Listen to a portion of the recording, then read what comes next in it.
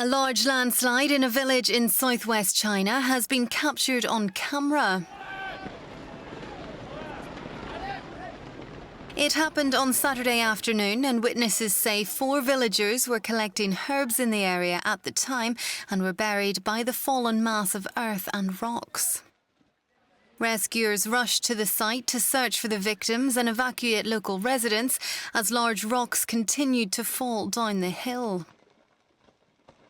One victim was rescued around 4 hours after the landslide and was taken to a local hospital where their condition was described as stable, but 3 other villagers remain missing. The falling rocks and mud also blocked a 300-metre-long section of road in the village. It's thought the landslide was triggered by recent heavy rain in the area.